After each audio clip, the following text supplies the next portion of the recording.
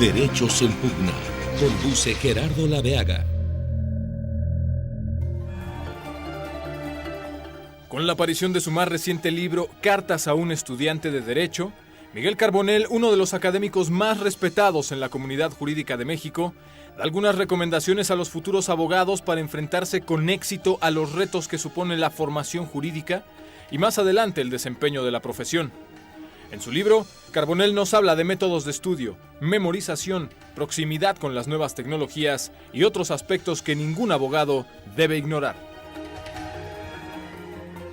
Buenas noches, bienvenidos a una emisión más de Derechos en Pugna, un programa de abogados para no abogados. Esta noche nos acompaña en el estudio Miguel Carbonell, una de las figuras más interesantes del mundo de los abogados en México.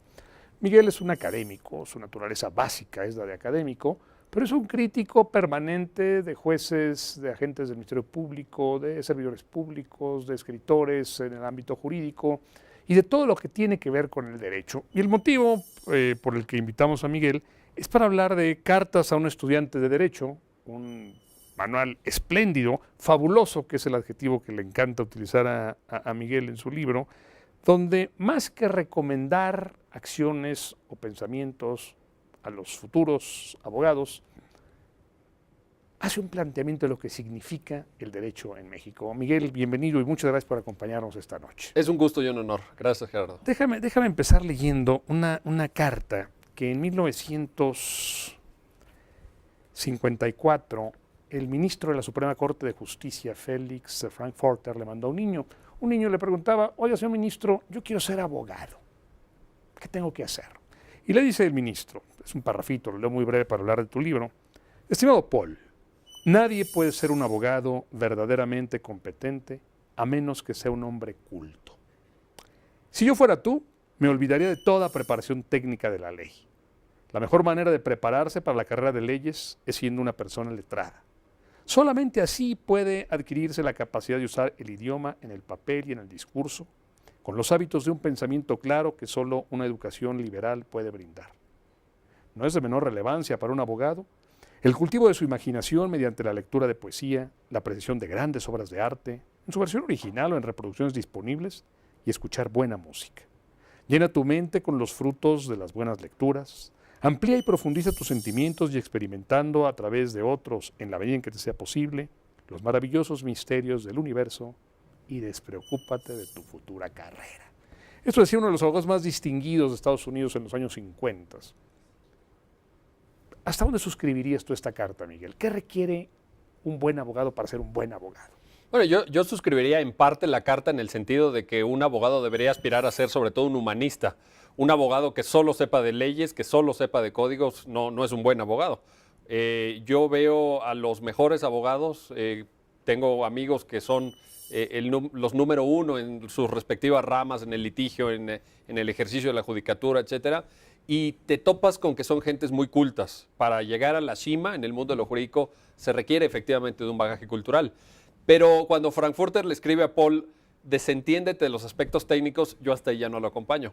Yo creo que un buen abogado debe ser muy culto, pero debe ser también un gran técnico. Y un gran técnico no significa ser un leguleyo, como lo entendemos mal en México. Un gran técnico significa ser alguien que sepa argumentar, que sepa construir razones, buenos argumentos, en defensa de casos, en defensa de proyectos legislativos, en defensa de sentencias, etcétera, etcétera.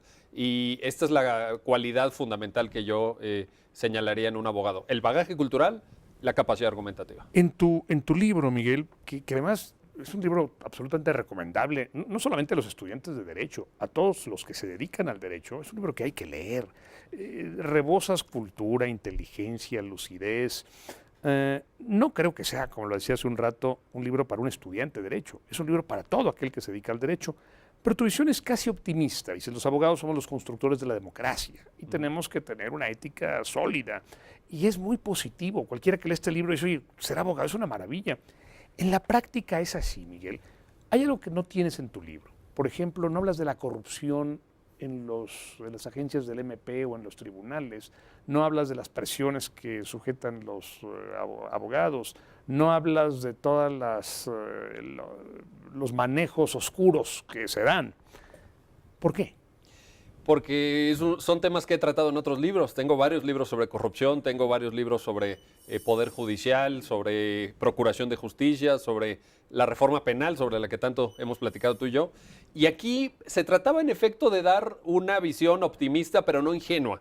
Creo que efectivamente los estudiantes se tienen que formar en un ideal de lo que es la profesión jurídica, en un ideal de lo que es la justicia, sin por supuesto ignorar los vicios de la práctica, pero uno se tiene que formar. Mira, cuando uno es estudiante en una edad muy temprana de la vida, uno entra a la carrera a los 18 años, que es todavía pues una postadolescencia, creo que tiene que manejar ilusiones, creo que tiene que creer en lo que hace, creo que tiene que tener una cierta,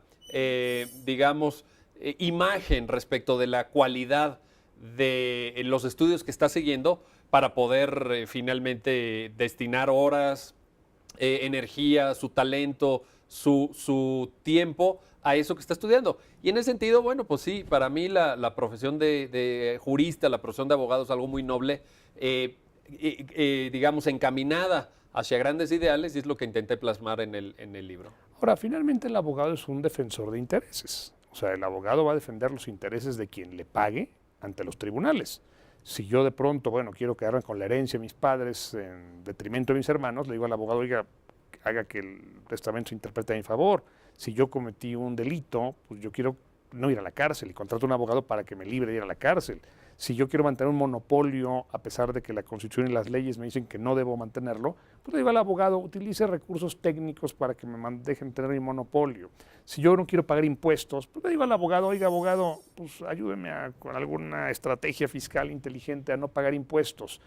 ¿No es eso finalmente un abogado, Miguel, un defensor de los intereses? Bueno, es que yo creo que ahí hay una visión bastante reducida de la profesión jurídica.